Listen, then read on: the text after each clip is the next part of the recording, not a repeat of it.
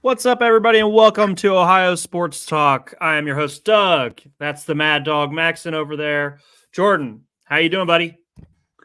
We're doing good, Doug. It's been a solid Monday. We're on a short week, holiday weekend. Looking forward to some barbecue and fireworks with the family on Thursday.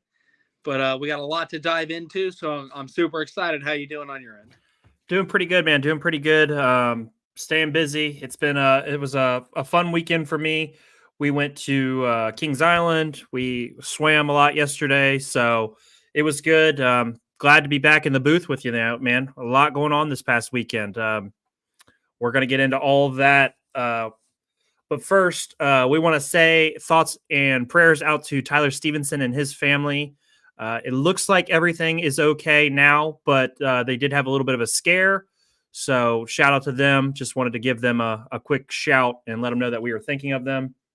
And then one other thing of business before we move into the sports.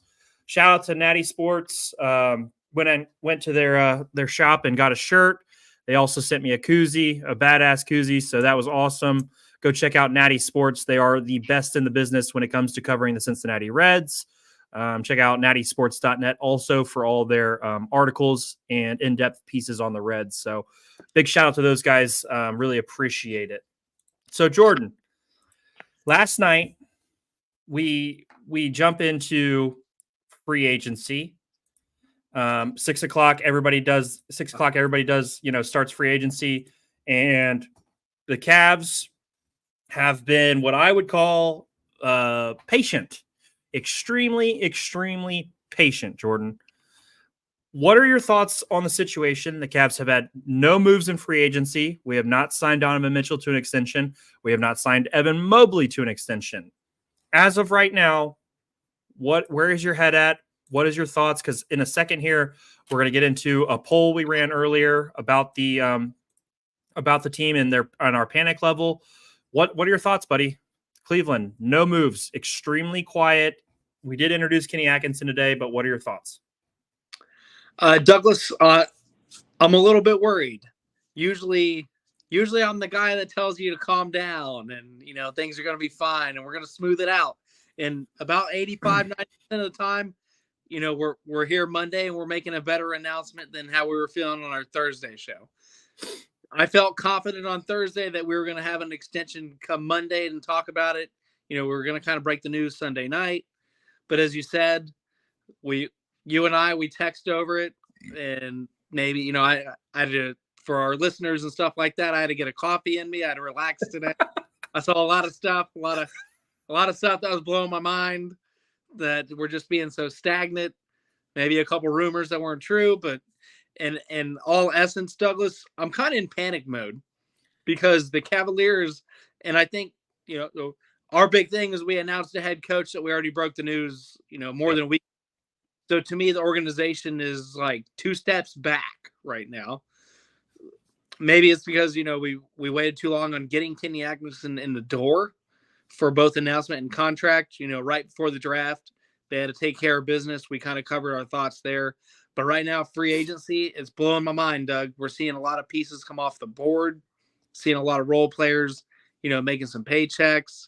I'm looking to the East, looking to Philadelphia. It's making me worried. Yeah. Paul George is a huge name to go over there. Other guys are signing in the West, to different teams and forming different squads. And the Cavaliers, the most we did was, put up qualifying offers for guys that are already on our team. Right. Some guys that we consider to be trade and cut candidates. And it's just, I'm a little bit worried. Maybe we're working on something big. I love that you're using the word patient, because I'm using the word lame duck. I think we're almost in a lame duck session, and I'm not comfortable with it, Doug. A team that was kind of going neck and neck and battling, given the Celtics, who ended up winning NBA championship, problems, Doug, while we were a banged up team. So for us not to make any moves or kind of look around or even, sign the stars that we want to, it's giving me some vibes, the second post LeBron era vibes, where we just kind of were lame duck and kind of signed garbage bin players at the end. They're professionals, but bargain bin players is what I'll say. I won't say garbage. Bargain bin players at the end of the main cycle, day 3 and 4 of NBA free agency on teams that didn't want them. I hope we don't go that route. Maybe we got something big going, but Douglas, I'm in a state of panic mode like most Cavaliers fans, that respond to our sports page literally all day today. I put up the wanted sign, the missing for Kobe Altman, and it's got over 1,000 reactions in less than an hour. So obviously I'm not the only one in that mode right now. So I took a lot of air. Tell me what's your thoughts, Doug, because I'm panicking over here. Well, let's talk about this. The Cleveland Pulse, who we had on the show a couple months ago here. Other teams in the East improving their roster while we're holding a press conference for a new head coach. That sums it up right there, Jordan. This Kobe Altman and the rest of the management group has had no urgency helping build this team back up. We went out, we did our draft pick. Okay, we've moved on from the draft pick. We picked our head coach. We moved on from that. Donovan Mitchell has not signed his extension yet, but Donovan Mitchell does not have to sign the extension for the Cavs to go out and improve the roster, Jordan. Improve the roster. We have seen names connected to the Cavs in the next cycle on your Twitter feed.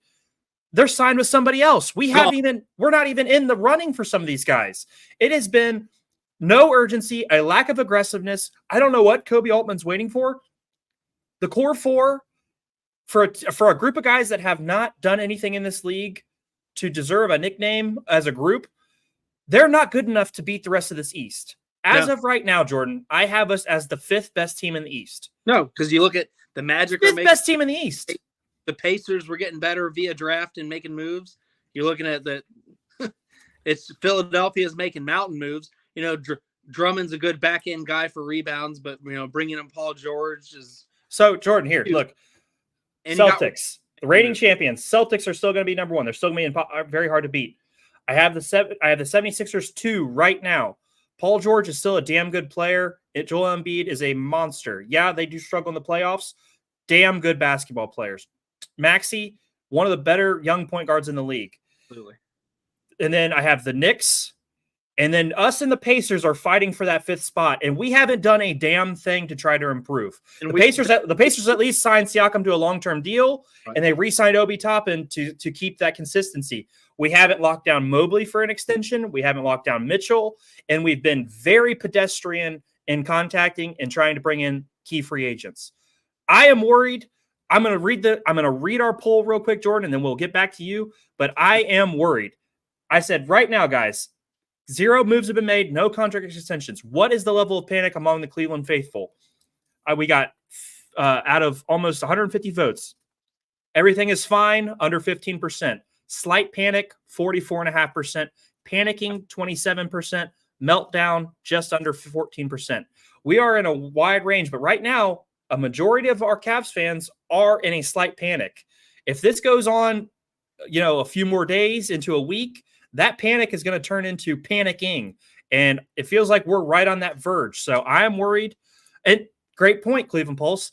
I didn't even add Milwaukee. We might be the 6th best team. If those guys are healthy, Giannis is going to be a handful for any team. Dame, if he's healthy and back in the mix, they're a handful. We could be the 6th or 7th best team in the East right now, and we're not doing anything about it. Shout out to Fat Boy Fadeaway. Darren, love you. 2016, 2017, 2018, those days are long gone.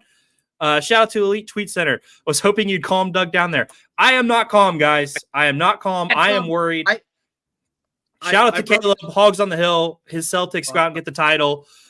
It's always fuck Boston, but congratulations to him. Caleb is a good guy. So, Jordan, I ranted a little bit there. Do you want to reel me back? Because I do think there were some positives in Kenny Atkinson's introductory press conference. There was some positives. Do you want to reel me back, or do you want to talk about that? No, I don't want to reel you back because I'm freaking out. I broke the program saying that usually I'm your equal balance. We're the yin and yang when it comes to like hyping each other up and calming each other down. And I'm not calm. There were some positives and we'll go ahead and break into it. There was some positives from the press conference. But Doug, until I see ink dry on paper, and maybe that's just the guy I am, I've got to see. People can promise us stuff all day and give us the best vertical judo in the world. I'm former law enforcement. That's what we called it. But it's just until you get there, until you see that ink dry and the promises made and the guys come in the freaking building, I'm not buying it. I can't buy what they're selling 100% until I see it, because all these teams are making moves, and I know there's still pieces on the board, but they're getting slim. If I wake up at 7:30 in the morning tomorrow, correction, I wake up at 5. If I wake up at 5:30 in the morning tomorrow and I don't see any news break by 7:30, I'm going to start freaking out again, because it's just the cycle. We're stuck. We're stuck in a cycle where somebody somewhere thinks this team was good enough, and obviously it was not. It was good enough to do what it needed to do last year, and that was take the next step. And that was JB Bickerstaff's ceiling. We hit it. That's why he hit the road. He's in Detroit. We wish him the best, except against the Cavs. But that's why we made the coaching change. We want the higher pace. We want the higher velocity. We want guys to buy into a new philosophy as well. And that's all fine and dandy. But like you said, if we can't even transform the back end of our roster right now with the money and guys that we can actually trade, which we haven't had for years, Douglas, we have guys that are covenant trade pieces, and NBA executives are like, oh, we've been calling the Cavs for fucking weeks, and we're not getting any feedback. So there are teams that actually have quit calling us, and that's burning. That's absolutely burning in my book, because for once we have the ability to bring in talent that make equal trades and get equal value, or some even above value, and we're not taking advantage of it. We're going to wait for another freaking year, and these guys are going to lose all value that they had going into this season, and we're going to trade them for crap like we always have been for the last 4 or 5 seasons. And we're going to be right back here talking about, oh, we're going to hit another fucking rebuild, and we're 12 minutes in and I'm dropping F-bombs. So that's how hot I am on it. But I don't want another rebuild. I want to take the next step, because we left the season on very high notes, both coaching wise, both personnel wise. The players were saying the right things at the end of the season. Donovan Mitchell very positive on social media about everything Cavs, and we're not taking advantage of it. So who's sitting on their fingers? Do we point at Dan Gilbert said he was going to be more involved than ever? We remember that statement. And he made the decision on Kenny Atkinson, Jordan. He was the final say there. I get that, but is he slow? Do you think he's slowing the process down, or do we point the compass at Altman? It's got to be. It's your GM's the one who makes these roster decisions. And I know Dan Gilbert might be a little bit more involved, but your GM is, at the end of the day, he's the guy who makes the decisions. I put the blame solely on Kenny on Altman. Okay, let me because we could go on a tangent all night about Altman. Let's get into the positives of what Kenny Atkinson said, because I did like some of the stuff he said, and it does give me some confidence. I do believe Donovan Mitchell will be a Cavalier. I don't like that we're waiting until that domino falls to get involved in free agency. I think that is a terrible, terrible decision. But I liked what Kenny Atkinson said about getting Mobley more usage. I like that he wants to get him more involved in the offense, let him make more decisions with the ball in terms of his passing and his vision. I think those are huge things to helping unlock Evan Mobley's game. Also, I like the fact that Donovan Mitchell, and I know this sounds, very face level, but the fact that Donovan Mitchell is asking Kenny Atkinson for game film on old Brooklyn games and their playoff runs and games where Kenny Atkinson was the coach, I like that, because that shows that he is already wanting to adapt to his new coach's style, and he's all in on pushing the pace. I do think that we can play at a much higher pace. We have the starting group. We're missing that big wing, I think, that goes with the starting group. But I think we have the right pieces to run an up-tempo style. So I like all of that kind of stuff. I know we are very worried about the roster. I know our ceiling right now, to me, is not even at the second round, because of how much better the East is going to be this year. We're fighting for a playoff spot with this roster right now. There are a few names left, and they're getting slimmer by the hour, Jordan. But I did think Kenny Atkinson handled himself well. It is an introductory press conference, but I do want to give a tip of the cap to the new coach. But damn it, we have some more pressing matters. We know who our coach is. We know that he wants to push the pace. We want Donovan Mitchell's name on a contract. We want to see Evan Mobley do this on the floor. Right now, it's just all lip service. We need a roster to go with this guy's vision. And we don't have that right now. I understand Brandon Ingram may not change our landscape, but I do think he helps raise at least the floor of this team. I think with Brandon Ingram, we're definitely a much better team, and we would jump over probably the Pacers, and we'd be battling into that 4 seed again, because Brandon Ingram is a damn good basketball player. I don't know if we can get to the top 3 without really overhauling the bench. And last thing about the Cavs, Isaac Okoro, guys, as we're really fighting about Isaac Okoro. I mean, I know he's still young. I know he's a solid defender. He cannot. His playoff numbers were so abysmal. It hurts me to see people fighting over a guy who is not a 3-and-D. He's just a defensive player. It really does not make sense to me. At this point, is free agency going so bad that we're wishing that Isaac Okoro is back? That doesn't seem like it's going to help the team. Outplayed in every statistic just about by Marcus Morris in both series. He shot 26% from the 3-point line on 3 attempts per game in the playoff run. He shot 36% on 6 attempts from the field. That's not helping the team. And he's not a big enough a wing to really do any damage on guys like Tatum and Brown. I know you're not going to stop those guys in general. I just think it's absurd that we're fighting over Isaac Okoro. I know he got hacked and he's going off on a bunch of guys on Twitter. Man, fuck all that. I want to build a roster to win basketball games. That's where I'm at. I hope the Cavs can get this shit together and we can start moving forward. We've got to get Donovan Mitchell signed. But at the same time, let's not wait. Let's fix the roster now and let's get better. So there's our Cavs rant. We could go on about the Cavs all night, Jordan. Let's see. Aaron Hale just turned in from Ohio Sports Radio. Those guys do a fantastic job. We follow them on Facebook, and I see a lot of their stuff. Great group of guys. Cavs need more offense, is what Isaac Okoro, but this team needs points. Simple as that. Ian, thank you. The Cavs need more offense, Jordan. That's where I think Brandon Ingram could help us if we make that decision. If we get maybe a Cam Johnson, who's a bigger forward, he's not a great scorer, but he can get you 14 or 15, and he's a complementary piece. And I do think the Cavs offense is going to be better with Kenny Atkinson because, like we've talked about and we've reiterated many times, Jordan, the pace. He was always a top 5 pace guy when he was in Brooklyn. He just didn't have the athletes and the players to make it work at a high level. Here, we've got Donovan Mitchell. We've got pieces in place that are going to make this offense work.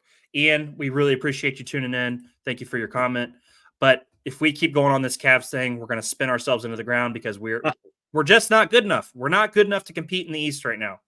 We've got to make a splash. We've got to retool this roster. Jordan, let's talk about our Cincinnati Reds. Let's move. Woo. So we split with the Cardinals, Jordan. First things first, Jordan, I want to shout out our captain, Jonathan India. Jonathan India, over the last 11 games, is playing some of the best baseball we may ever see.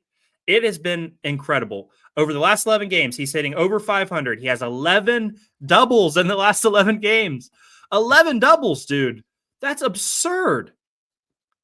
It sucks to split with the Cardinals, especially after we scored 11 in the first game and 9 in the third game, and then we dropped zeros in games 2 and 4. But at least we didn't lose the series. Is that a silver lining? Is that too weak? Should I be more upset that we didn't win the series when we could have? Or am I trying to be too positive and say, hey, we split? I think that's a positive. What are your thoughts there? If you look at how hot the Cardinals were coming into this series, Douglas, splitting was going to be the absolute worst case scenario for me. I knew the Reds were going to kind of shake off some of the Pirates issues that they had. And, sometimes, and I keep harping it and you'll hear me like a broken record, we played at a level of our competition more times than none. A team that we have no business even, we should smoke them. We end up playing on our level, a team that we have no business winning.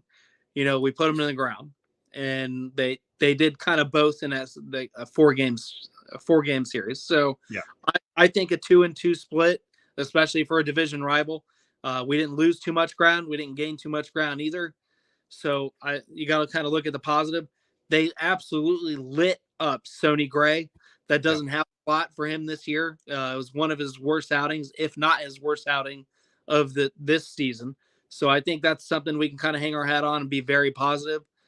Ellie got some good things going, like you just harped on. Our captain Jonathan India got things going. You saw good offense, in absence of Candelario at times. So there's some positives to hang our hats on there. So there's a lot of good things going on for the Reds when it comes to that. We didn't see bad pitching, Doug. So there's some good things there. We're losing games 1-0. So that means, our bullpen came out to play. Our starting pitchers all went into the 6th inning, if not a little bit deeper. So consistency in pitching, let's take away on that. And I know we've been kind of harping on that lately. So, big shout out to the bullpen. They didn't do anything to put us in bad situations. Our starting pitching went out and did strong things. We had a young guy on, I believe, game 3. His name's Carson Spears. Carson Spears absolutely came out and was kind of pitched an all-pro day, Doug. Dude had a damn good game. That's flat out. He pitched a good game. So we got a lot of positives to take out there, but the negative is what we've been harping on: the inconsistency in runs and finding the guy, to come out and ignite stuff when they just don't have the powder. The powder was wet for 2 games. And we couldn't really get the lightning going there.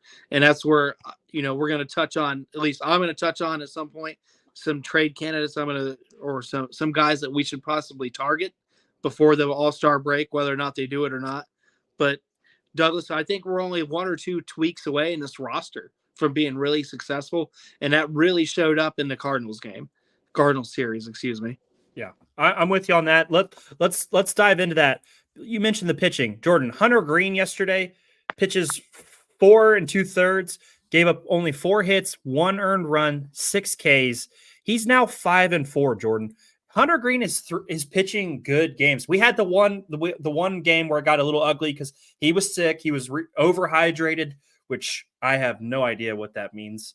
I'm not going to claim to be a doctor. No, I can touch on that real quick. When you're overhydrated, that means you have no you've washed all your salt and electrolyte system. So that can make you feel just as bad as being underhydrated, because you're not, at that point, your body's secreting something that salt taste you get from your sweat. It'll be almost existent. It's happened times in my Marine Corps career. You feel like absolute dog shit. So it's a real thing. And there's nothing you can do. So you flushed all your system out, you flushed all your salt out, and that can make your muscles contract a lot worse than being dehydrated. So if he was that sucks. Okay, well, that's very possible what that was. But the guy's 5-4. He's got a 3.7 ERA. He's still pitching very well this season. But we lose the game 2-0. We dropped 9 runs on Sonny Gray, but we can't score on Lance Lynn. It's just the inconsistency with this team drives me nuts.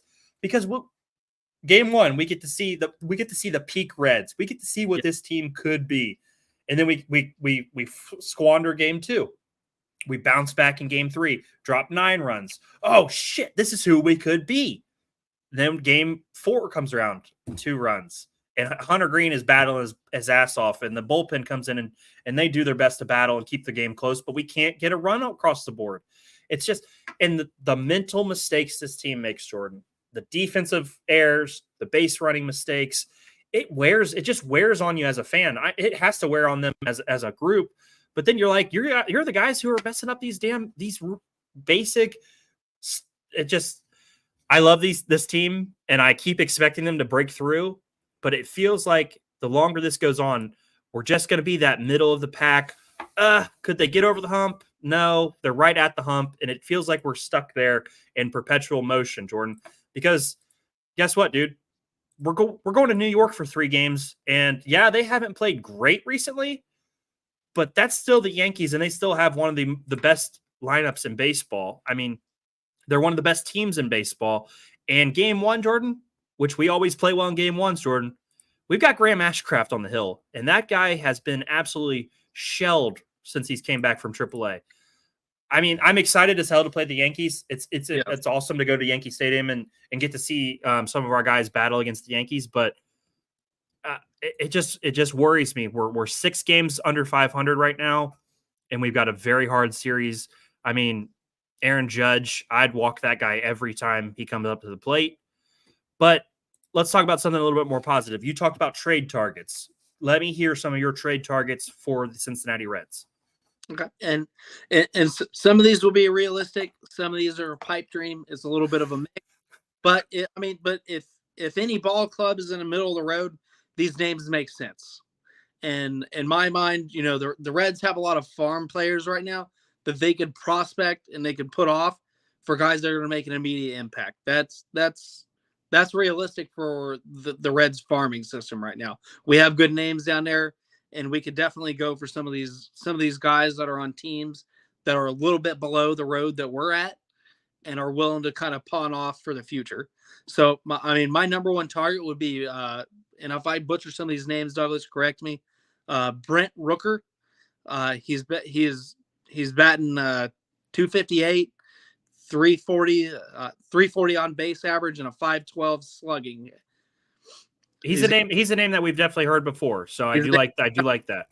He's got 13 home runs on the season through 54 games and 12 doubles. So that's a guy that the Oakland A's are going to be big sellers.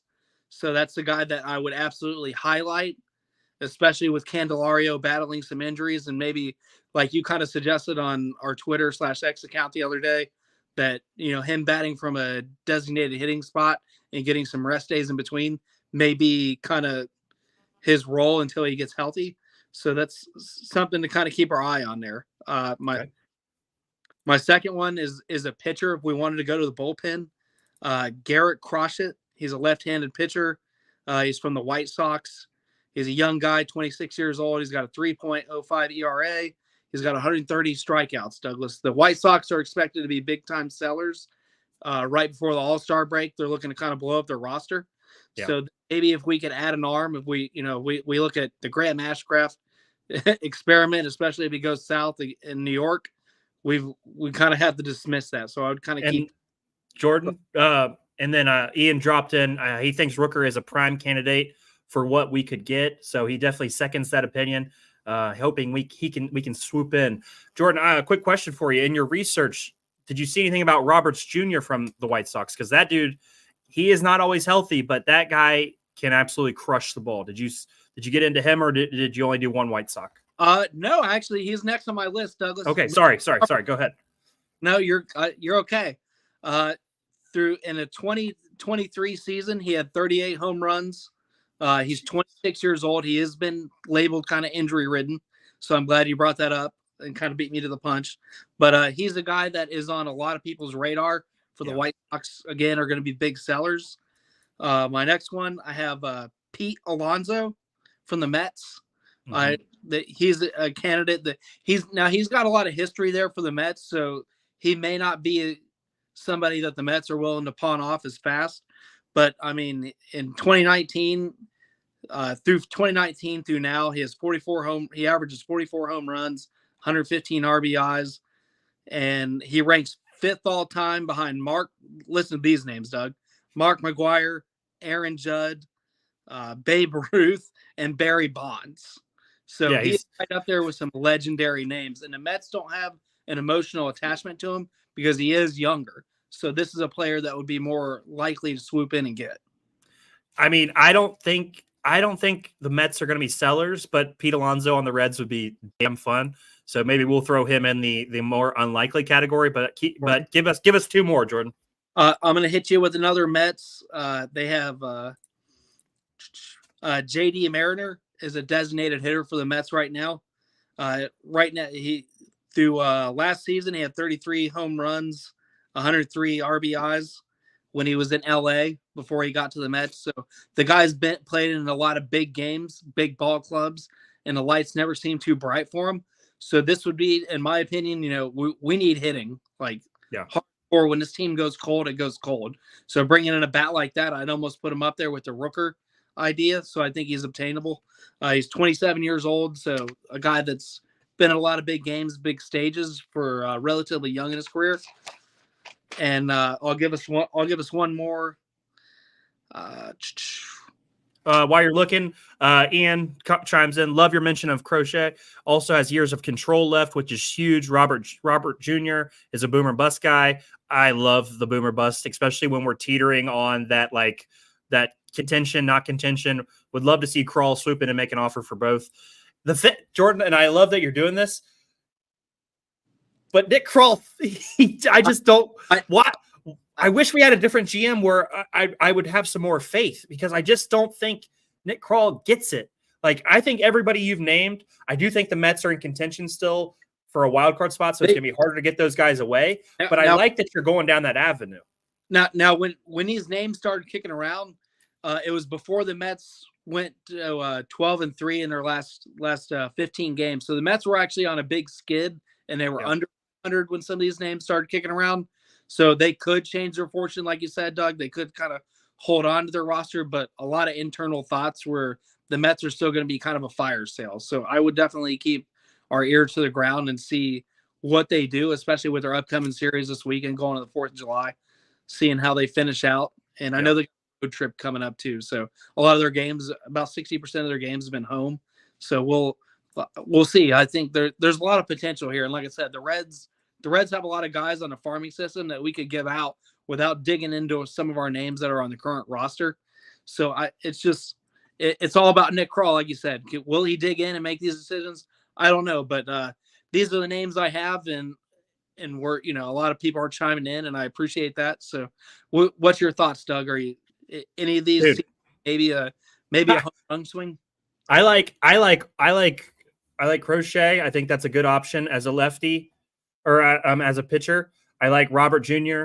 I think he would be hell of fun to watch in Great American Ballpark. That dude would bomb it in Great American Ballpark. And I think Rooker is a legitimate option. We need outfield. We need outfielders. Outfield is our weakness. Benson, I'm sorry, but the days are numbered. Stu Fairchild, he's fine, but he does the basics really poorly more than half the time. And Jake Fraley, he's not Jake Fraley anymore, Jordan. It's unfortunate. He's gone through a lot. So I'm not going to try to sit here and bash the guy. He's still hitting for a good average. There's just no pop in his bat anymore. Yeah. So, and he's an okay outfielder. I would go all in on outfield. I would go for it. I think Rooker, Crochet, and Roberts Jr., I would go all in. I would do it. But Nick Krall is, like Ian just said, Nick Krall is very vanilla. He has no urgency. He is so comfortable in this position. It drives me insane, Jordan. It drives me insane.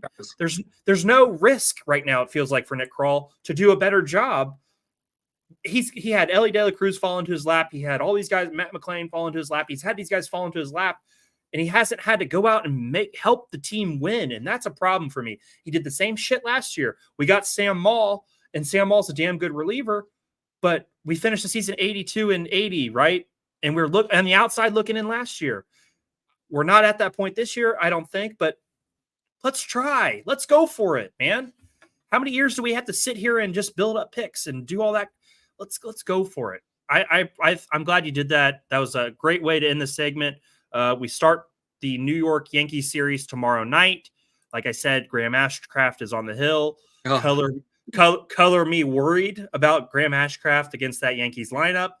I'm going to go, if the over-under is 2.5 home runs for the Yankees, I'm going over. It sucks, but hopefully we can, hit some home runs ourselves and be competitive. But Jordan, let's transition because we've got to talk some FC Cincinnati. Yes. Jordan, let's start off with a congratulations to the boys. We've got 3 All-Stars on this team, Jordan. 3 All-Stars. We've got Acosta, we've got Robinson, and we've got and we got Luca Orellana. 3 All-Stars, Jordan. 3 All-Stars, and just so everybody knows, the All-Star game for MLS is July 24th. The MLS All-Stars will play Liga MX All-Stars. So that's going to be a fun-ass game, Jordan. But 3 All-Stars for FC Cincinnati. They deserve every single one of them. Ian, Graham is going to go out there and throw 7 scoreless. Oh, my God. The irrational confidence. But we've moved on. We're not going to let you draw us back in, Ian. We are not going to let you draw us back in. But, Jordan. I'm moving on. FC Cincinnati, 3 All-Stars. How are you feeling about the squad? I'm feeling great, Douglas, and I'm going to throw a good stat at you. They are 8-1-1 on the road this year. Wow. And that is in any pro sports, Doug, to be that dominant on the road. Damn, they are playing some awesome soccer or football. But I'm gonna say soccer because we mentioned at least once an episode. We gotta keep it. But yeah, they are 8-1-1 on the road, and their corner kicks, Douglas. They lost the war in the corner kicks 5-1, and still came out with a 1-0 victory on the road. So that's tough to do.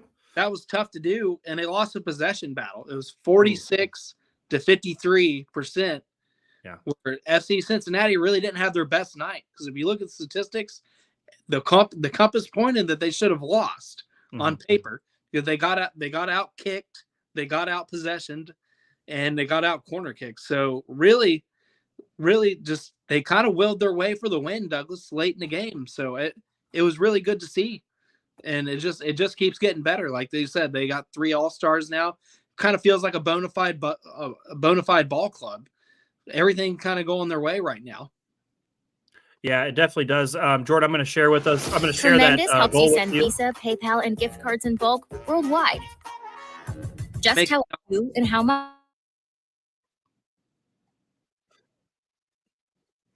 I'm sharing that goal. Luka scored early in the second. Oh, these ads on ESPN, dude, they are the worst.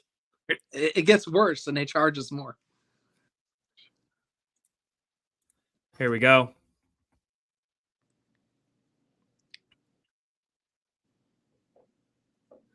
Luka!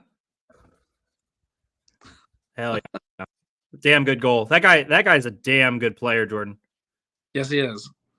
That is a damn good player.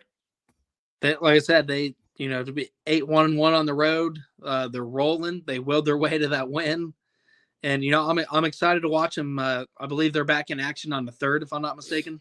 Mm-hmm. And Wednesday. We got DC United Wednesday. That I think that'll be kind of the matchup to watch right now. So hopefully they keep their momentum going, and we can just continue to really chase Miami up until, because we're not that far away. I think we're 2 or 3 games away from Miami coming to town. So I think all eyes in the East are going to be that game, Douglas, if we can keep up momentum. Yeah, totally. I mean, and here's the thing, Jordan. I'm glad you brought up that stat for on the road, because it is, like you just said, it is tough to win on the road. And FC Cincinnati has done 8-1-1 on the road. I mean, that's 13 of they have 13 wins. 8 of their 13 wins on the road is so impressive. Like you said, it's gonna be a tough game against DC United. Their record is 4-8-9, but as we've seen, teams are playing FC Cincinnati very tough recently, extremely tough recently. And the more we get into this, the more we're growing with the team. I'm excited. This is the first time, like I said recently, this is the first time in a long time I've been excited about soccer, and it's fun. We've got a damn good player in Acosta. We've got good guys to surround him, and Luka and some of those other guys. It's been really fun to see. And like Ian just mentioned, a solid organization in FC Cincinnati. It feels so much better than the Reds, with a team that actually wants to win. So, like you said, we've got. Go ahead. No, we're top 5, top 6 in sellouts and crowd. Home. That's another for a young franchise, Doug. They just have all the ingredients for long-term success right now. Definitely, and 2 points behind Miami still. So we're right on their heels, Jordan. We are right on their damn heels in terms of taking over the East. So we'll continue to monitor FC Cincinnati. Congrats again, guys, on the 3 All-Stars. Incredible. We will be watching July 24th as the MLS takes on Liga MX. That'll be fun to talk about as we get closer. Jordan, let's transition, though, to the college football highlight. This week, we are talking the Kent State Golden Flashes. Kent State, the Golden Flashes, for whatever reason, Jordan, I just love that name. It's just such a cool name for a team. Let me get the share screen up here so I can pull up a little info on the Golden Flashes. Okay, Jordan. Kent State plays at Dick's Stadium. They are head coached by Kenny Burns. He is 1-11 as the head coach of Kent State. They are projected to finish last in the MAC this season, Jordan, with a 3-9 record. But, let's look at the positives there. They went 1-11 last year, 3-9 this year. It definitely is an improvement. They're going to be more competitive this year. They signed the 97th recruiting class in the country with 24 commits. The 102nd rated transfer class with 16 commits. They actually had the 4th or 5th best recruiting class in the MAC. If you look at different publications, 24/7 had them as 5th. Some of the other ones had them at 4th. I went with 24/7 because that's what I've used for our other MAC schools. So a solid recruiting class after they lost some really good players. Their top players this season, wide receiver Krishan McCray, 41 catches last year, over 600 yards, 4 TDs. This dude's a stud, Jordan. I'm surprised he didn't go anywhere else. I kind of thought he would be gone looking into some of his last season. And I expect him to be a massive, massive weapon for the Golden Flashes this year. And then we've got Chris Farrell, offensive guard. He's an all-MAC player. He's going to be dominant up front. The MAC has some really damn good offensive linemen. As we continue to get into the MAC and dive a little deeper, these guys have some damn good offensive linemen that are probably going to end up playing on Sundays. So an all-MAC player and definitely will be in consideration for the best lineman in the conference. And then we've got Stephen Daly, a good pass rusher, a guy who is a really good tackler for the D-line position. 48 tackles last year, only had the 1 sack, but he played a little bit behind. They had a transfer out who left, who was a really good lineman. 1 sack, 1 interception. So he's got some diverse abilities on the line. Jordan, the Golden Flashes definitely have an uphill battle in a loaded MAC this season, but they should be an improved team. So what are your thoughts on the Golden Flashes? Well, just like you said, they're trending in improvement. Anytime that winning 1 game is always kind of bad, but anytime you can go in and more than double your wins the next season, that's trending in the right direction. They went and they hit the transfer portal. It looks like they did pretty decent there. Yeah. Like you said, they retained some big time talent that could easily, in this day and age, in NIL went just about anywhere and found a spot, whether it was fully starting or bigger program on special teams. So, there's got to be some trust with the coaching and players relations right there. So that'll always speak volumes. So I think their schedule's not kind. We want to jump into that. I think we're going to talk about their schedule because their schedule's a doozy, dude. Week 1 against Pitt, I think is going to we'll jump into it. Yeah, we'll jump into it. But let me mention this because I mentioned the defensive tackle that left. CJ West transferred to Indiana. He was 18 tackles for loss, 7 sacks, 109 tackles over the last 3 seasons. He was definitely eating up the offensive lineman last season for Golden State or the Golden Flashes. And then their top transfer in Jordan, Dallas Branch, a corner from San Diego State. Yes. He was injured most of the year for San Diego State. He is a lockdown corner. He had 5 picks, 8 passes broken up over the last 3 seasons. He's going to be their starting corner this year. I wanted to put him on the top players, but I didn't want to throw a transfer on there. So I was trying to be fair to the guys who stayed with the program, but I did want to mention him. And then they have an interesting situation at quarterback. They have Tommy Yotalski. He's a sophomore, or they have JD Sherrod. Both guys are going to be in contention. A lot of people think Tommy Yotalski is going to be the starter. We will see how that goes because if he doesn't turn over the ball, he is a solid quarterback, but he has good weapons at receiver. It's not just McCray. They've got a transfer in who's also going to be talented. So there are some pieces at Kent State. They are building and improving, but like we've talked about and like we've seen with a lot of the other MAC teams, Jordan, if you play well in the MAC, you're going to move on to a bigger conference and you're going to go play bigger football. And that's just the facts. I mean, that I don't think that's, to discredit the MAC. I think that's, if anything, that's a compliment that they're molding and building good football players who are going to go on to the next tier of football. And we've definitely hinted on that before, but some good football is being played in the MAC this season. So again, rivals, Akron, Bowling Green. Let's take a look at their schedule, Jordan, because their schedule, like you just mentioned,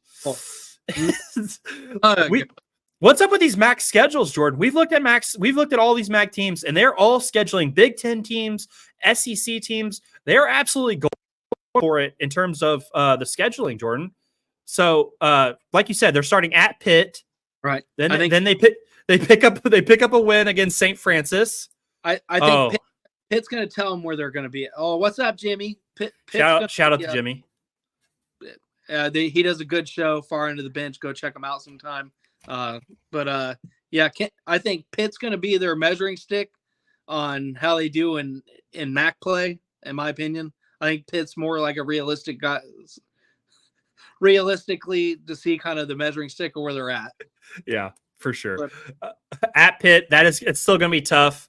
Then they play St. Francis. That'll be a win. Then they go at Tennessee. That's going to be an uphill battle. That's a tough damn game. And then they go at Penn State to follow it the next week. Whoever did the scheduling for Kent State, the balls on that guy. The balls, because that's a damn hard schedule. Shout out to Kent State for making that schedule. And then they got Eastern Michigan, Ball State, Bowling Green, Western Michigan, Ohio, Miami, University of Akron, and then they got Buffalo. Buffalo to close out the year. That's two potential big wins there to close out the year. So maybe Kent State gets to 4 wins. If we look at the schedule, they're going to be in some of these games. They're going to be tough, but they're going to come out of the non-conference probably 1-3, and hopefully they can stay healthy and be competitive going into the MAC. Do you think they upset Pitt? Because that's my prediction. I think they upset Pitt, Doug. Okay, hey, I appreciate that. I don't think they're good enough yet. If we give this staff another year, maybe they can pull off an upset next year when we do this again. But as of right now, I think that's still very far-fetched. Jimmy said, can't wait for NCAA football to get all my Maction fix. Jimmy, hopefully you get a PlayStation 5 so you can compete with me and Jordan. Yes. We always start with Ball State and Akron, so we would love to have you in a dynasty with us. And that goes for everybody. If you want to join a dynasty with us, that would be huge. We cannot wait for NCAA football. But damn, does the MAC go out and schedule some hard games, Jordan? Quick shout out to everybody. We have 200 people watching the stream live right now. That is a massive, massive number for us. Thank you all so much. It means the world to us. You guys do not understand how important that is to us and how much that means to us. Thank you for all the interactions recently on Twitter, on YouTube, on Facebook. We love our interaction. TikTok. On TikTok, we're doing much better on TikTok. So thank you. It really does mean a lot. Thank you for watching the show. We're trying to put out the best product we possibly can for you all. So thank you for rewarding us with your viewership. But Jordan, that is our college football highlight. You think Kent State? So what's your prediction for their record before we go? Paul, if you think they beat Pitt, how many? You got to think they got 4 or 5 wins then. I think they squeak 5. I think they get 2 wins here there. I'm gonna go out on the limb. I'm gonna say 4. They are projected to win 3. I'm gonna go 4, and that's because I think they upset a MAC team.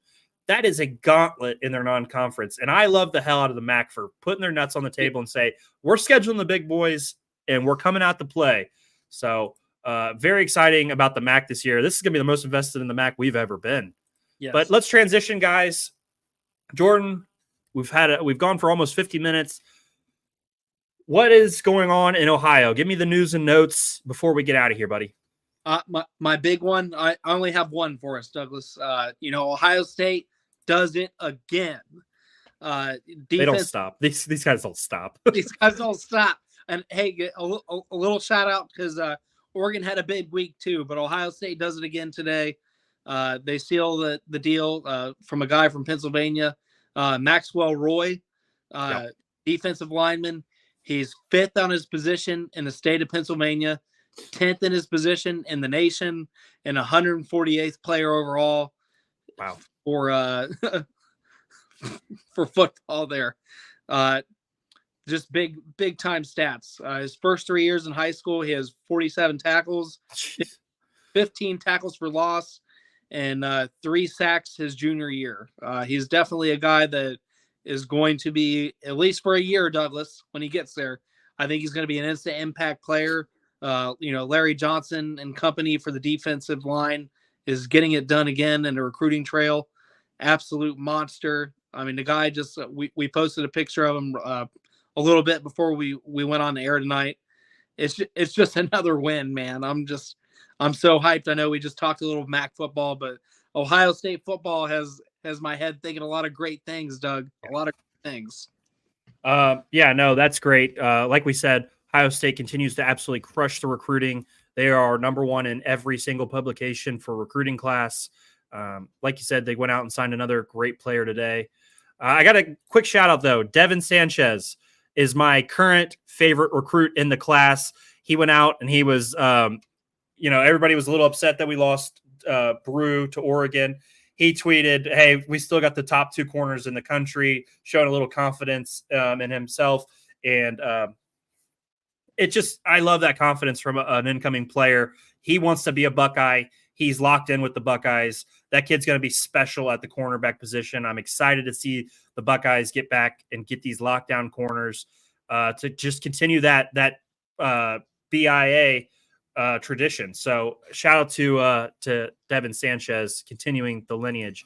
Anything else? Because we've got 50 minutes here, Jordan. Are we going to be back on Thursday?